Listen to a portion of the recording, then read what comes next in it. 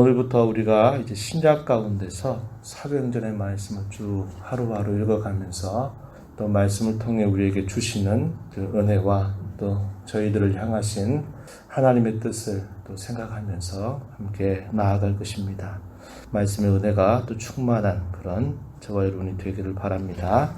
사도행전 1장의 내용을 읽었습니다. 이 사도행전은 소위 누가복음의 속편이다 이렇게 알려져 있습니다. 그래서 성경학자들은 누가행전이라고 부르고도 있습니다. 이 누가복음은 예수 그리스도께서 이 땅에 탄생하신 일로부터 그분이 3년이라고 한 공생의 기간 동안 하셨던 일들을 쭉 설명을 해줍니다. 그래서 주님의 죽으심과 부활까지 이러한 내용들을 주로 자세하게 기록을 해주고 있습니다. 이것을 다르게 이렇게 말합니다. 예수 그리스도의 지상 사역이다 이렇게 말할 수 있습니다. 그리고 소편이라고 말할 수 있는 이 사도행전은 예수 그리스도께서 그들을 비록 육체적으로는 떠나가시지만 그리스도께서 떠나가시는 것이 아니라 성령으로 말미암아 언제나 그들과 함께 하신다는 것을 보여주고, 예수님은 인성으로 천상에 계시지만, 하늘에 계시지만 가만히 계신 것이 아니라 끊임없이 이 천상에서 중보자로서의 사역을 담당하신다는 겁니다. 그것이 이 땅에 주의 몸된 교회를 세우고 성령을 통해서 주의 복음 전파의 역사가 끊임없이 이 예루살렘으로부터 시작을 해서 당시의 땅끝으로 알려져 있었던 이 로마까지 복음이 계속 전파되는 그런 과정들을 자세하게 그려주고 있다는 겁니다. 그래서 신약 성경의 역사서라고 분류할 때 사도행전을 우리는 꼽고 있는 것입니다.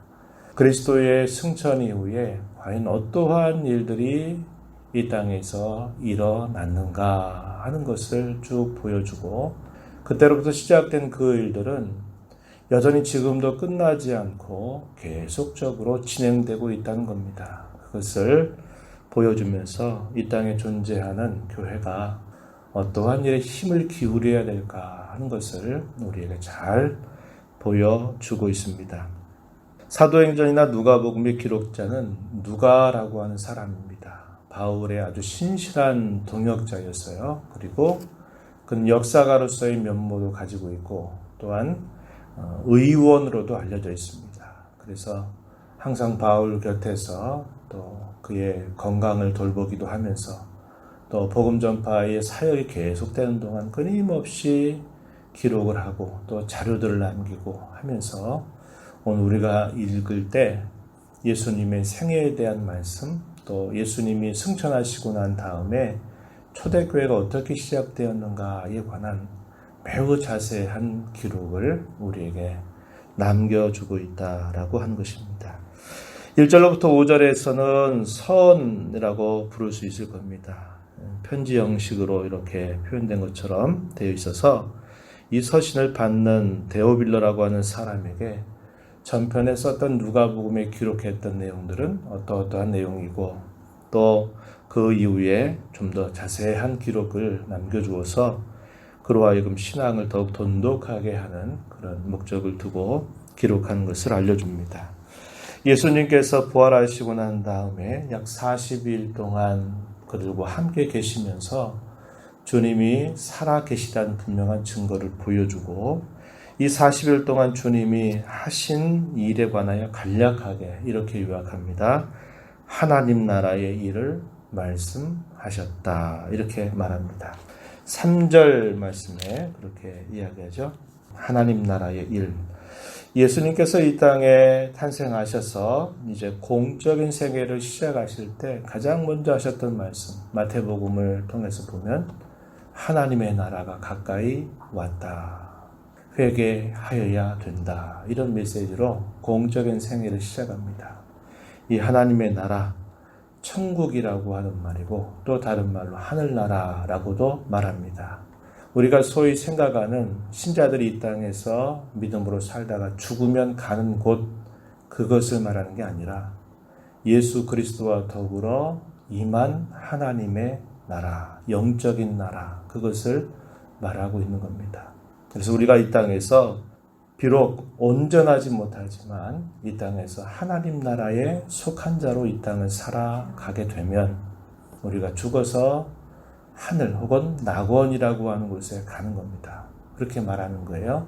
이 땅에서는 그냥 세상 살다가 죽으면 그때 비로소 천국 가는 게 아니고 이 땅에서 예수님을 자신의 왕으로 모시고 사는 순간부터 우리는 이미 천국 생활을 시작하는 겁니다. 그래서 이 땅에서 주님과 더불어 우리의 남은 생애를 잘 살던 신자들이 죽으면 하늘, 옛날 우리 신앙 선배들 말하듯이 천당 혹은 예수님의 표현대로 낙원에 간다 이렇게 말하는 겁니다. 우리가 되게 언어를 표현하는 데서 정확하게 표현하지 않을 때가 참 많은데요. 여러분들이 이런 말씀 보면서 정확하게 우리의 내용들을 표현할 필요도 있는 것이에요. 죽어서 비로소 가는 곳이 천국이 아니고 이 땅에서 이미 우리가 천국에 속한 자로 살고 있다는 것을 기억해야 합니다. 그래서 이 사도행전의 주제를 말하면 이렇게 정리할 수 있을 겁니다. 하나님의 나라 그리고 복음의 전파 이렇게 말할 수 있을 겁니다. 하나님 나라와 복음 전파 이것을 이 사도행전의 주제라고 말할 수 있고 이러한 일들을 주도적으로 행하시는 분이 곧 성령 하나님이시다 이렇게 말할 수 있습니다. 그래서 이 사도행전 1장 8절의 말씀 우리가 잘 기억하는 말씀이죠. 오직 성령이 너희에게 임하시면 너희가 권능을 받고 예루살렘, 온 유대, 사마리아, 땅끝까지 나의 증인이 되기를 하겠다 이런 말씀을 하십니다. 그래서 이 사도행전의 내용을 쭉 살펴보면 예루살렘을 중심으로 해서 이루어진 일들에 대한 기록, 박해를 통해서 좀 더 넓은 유대 지역으로 흩어지면서 그곳에서 또 하나님 나라의 복음을 전하죠. 그리고 사마리아, 혼혈족들이 있었던 이스라엘 백성들은 별로 좋아하지 않았던 이 사마리아 지역에 또 복음이 전파되다가 마침내 이방 땅으로 이 복음이 계속 전파되는 과정을 사도행전은 하나하나 우리에게 잘 보여주고 있습니다. 이렇게 하나님 나라의 이런 말씀을 예수님께서 하시니까 이 제자들이 또 오해가 생겨났어요. 그 오해가 뭐냐? 제자들의 관심도 하나님 나라에 대한 관심이 대단히 많았습니다. 메시아께서 그리스도께서 임하실 때 하나님의 나라가 임한다. 메시아의 왕국이 도래할 것이다. 라는 사실을 제자들뿐만 아니라 모든 이스라엘 사람들이 다 기다리고 소망했습니다. 같은 관심을 가지고 있었어요. 그러나 목적이 달랐습니다. 어떤 목적일까요? 하나님 나라 일을 말씀하시니까 제자들은 야 이제야 하나님의 나라가 이루어지는구나. 그러면서 주님 이제 이때 하나님 나라가 임한다고 말씀하시는 겁니까? 이렇게 묻습니다. 주님 대답하시죠. 너희의 관심에 두지 말아라.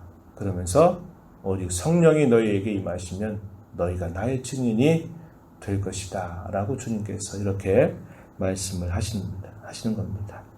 같은 관심을 가지고 있지만 목적이 다르고 그 내용이 달랐다는 겁니다.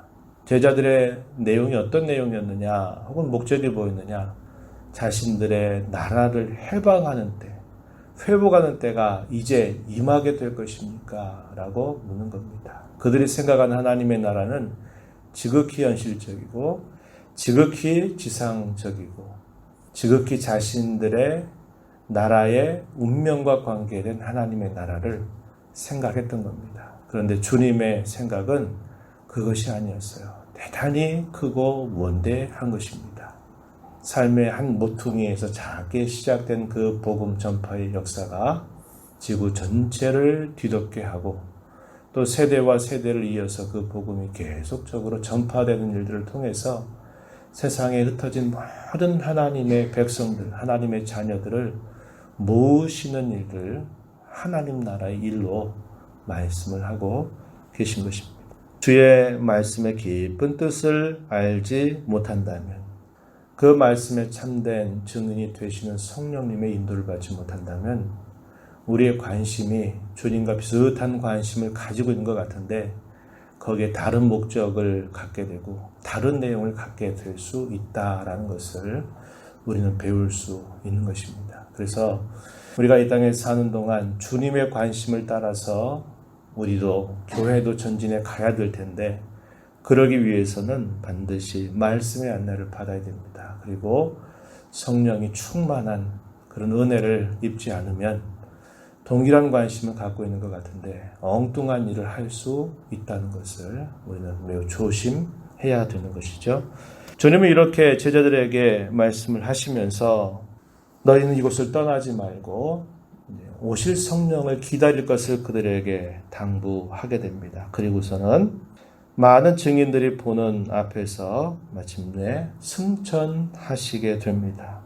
그러면서 이렇게 말씀하시죠. 약속하신 것을 기다리라. 이렇게 말씀을 하시게 됩니다.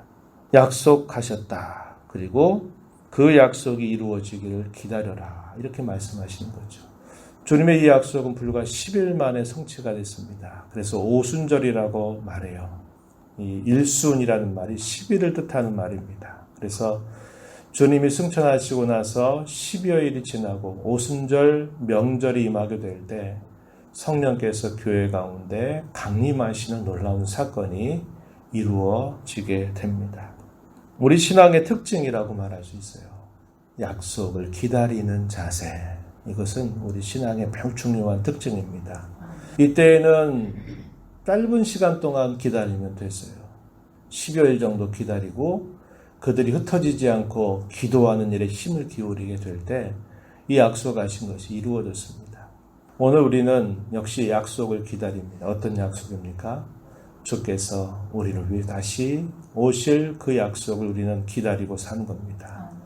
이 기다림을 우리가 믿음으로 잘 기다리지 못하게 될 때 우리의 신앙은 또 흔들리고 갈 길을 잃어버리는 일을 경험하게 되는 것이죠. 우리는 주의 재림을 믿음을 가지고 인내를 가지고 기다리는 신앙생활에 힘을 기울여야 한다 하는 것입니다.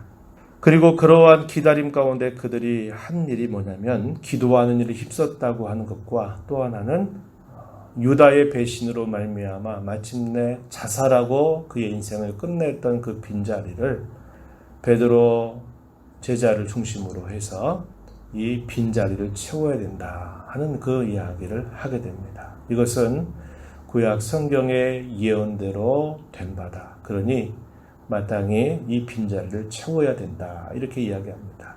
구약의 12지파가 있었듯이 신약의 이 12 제자들을 중심으로 해서 끊임없이 계속적으로 영적인 이스라엘로 나아가기 위해서 반드시 필요한 일이었습니다. 그래서 항상 자신들과 함께 다녔던 사람, 예수님이 하셨던 말씀, 예수님이 행하셨던 행적을 다 함께 목격했던 사람이어야 된다. 그리고 이 사도의 직무를 감당할 수 있는 사람을 세워야 된다. 그래서 요셉이라고 하는 사람, 그리고 마띠아라고 하는 두 사람을 추천하게 되고 하나님께 기도하고 마침내 마띠아라고 하는 사람을 그 사도의 빈자리를 채우게 되면서 이제 성령의 강림을 기다리게 되는 일들이 표현되고 있습니다. 오늘 저와 여러분이 이 말씀을 보면서 이 땅에 존재하는 교회는 주의 분부하신 명령대로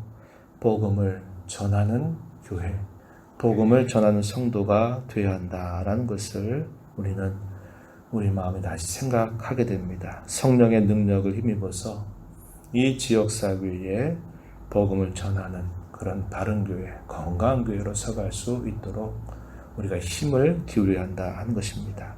그리고 아까 말씀드렸듯이 하나님 나라에 대한 관심을 가지고 있으면서도 그 목적과 내용을 다르게 갖게 된다면 엉뚱한 신앙의 방향을 잡고 갈 수 있는 것이에요. 말씀드렸던 것처럼 하나님의 말씀에 안내를 받아야 되고 성령의 충만함을 입을 때 우리가 이 하나님 나라의 거룩한 일들을 끊임없이 감당할 수 있게 된다고 하는 것입니다. 이러한 은혜를 구하면서 저와 여러분이 또 이 한 달, 이 한 주간 하나님 나라의 증인으로 살아가는 복된 삶이 되기를 진심으로 축복합니다.